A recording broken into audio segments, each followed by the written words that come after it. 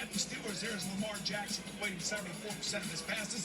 That's a career high. Good news, Ronnie Stanley and Odell Beckham Jr. back in the lineup. Hey, you guys, look, there is a younger, slightly more athletic, but definitely less good-looking version of myself.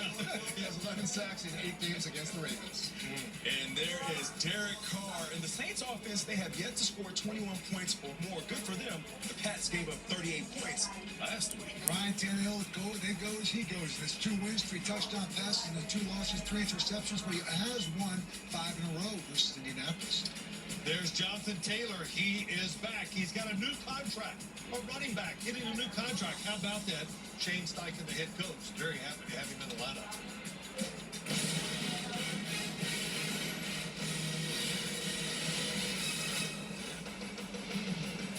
Hello, folks, and welcome to the NFL Today, presented by Jeep. I'm James Brown, back in Studio 43 with my colleagues, former league MVP. That will be the handsome Boomer Esiason. Thank you, JB.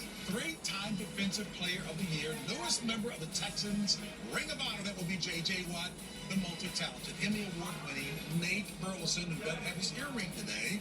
The Hall of Fame coach, Bill Cowher, and 2-time Super Bowl champ. Is he ever ornery? That would be, of course, Bill Simmons. He's always ornery. Tell me, don't we know that? Hey, and we begin the day by paying tribute to one of the league's most legendary figures. That will be the Hall of Famer Dick Butkus, known as the most feared man in the game.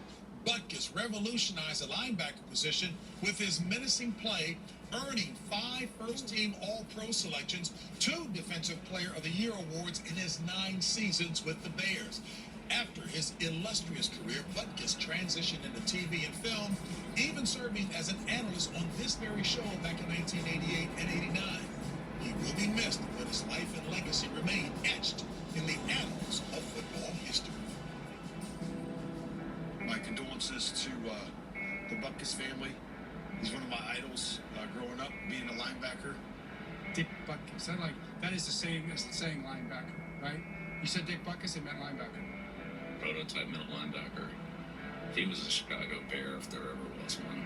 Ton of respect for Dick, his play style, what he did for the game. At that time, the way he played, I mean, he was an ultimate middle linebacker. What? Without Dick Butkus, the league would not be what it is today. We should all be very grateful, those of us who love football. Phil, your thoughts? Yeah, a couple thoughts about Dick Butkus. I was fortunate enough just to meet him a couple times, shake his hand. I looked at him, I went, wow. His hands were big, he had those big, wide shoulders, and the guy had no neck. So when I say all that, he was meant to be a linebacker, a middle linebacker in the NFL. And when you think about that era where he got his Hall of Fame career, every team in the NFL was running the football, so the middle linebacker of the defense was probably the most important on the defensive side. And you think about it, Phil, he was my idol. I had a poster of him above my bed when I was in high school. And for the first time this summer, I met him for the first time in Canton, Ohio. And, you know, I sat there, and he couldn't have been any better. You talk about middle linebacker, he embodied what a middle linebacker was. Wow. To lead, embracing every challenge, to leave everything you had on the field. He was a gentleman and a legend. Thank you, Dick Butkus. I can tell by that smile that was your idol, Coach. Listen, what I'm going to say might shock people at home. Most football players, they act tough. They play tough. They're not tough. Dick Butkus embodied that. He was the personification of. And no matter the era, this brotherhood is for real. So we just lost one of our brothers, and he will be missed. You know, I grew up in Wisconsin, and the Green Bay Packers fans hate the Chicago Bears. Right. But they respect the hell out of Dick Butkus. And I grew up knowing that. He was before my time, but everybody told me Dick Butkus played the game the right way. And I think that's the ultimate sign of respect. When your opponents say that they have respect for you. Here's another ultimate sign of respect. You know, my high school coach, Sal Champion, played at Purdue when Dick Butkus was the middle linebacker for Illinois.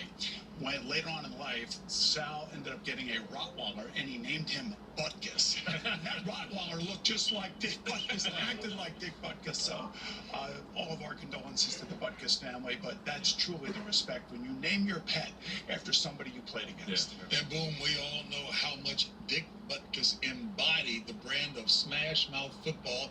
So he would have loved this matchup between the Ravens and the Steelers, as Bill Cowher smiles about it. This is a real old school rivalry. And who better to talk about this game than the man who will be in the booth? That would be Mr. Charles Davis. Hello, Charles. JB. Hello, guys.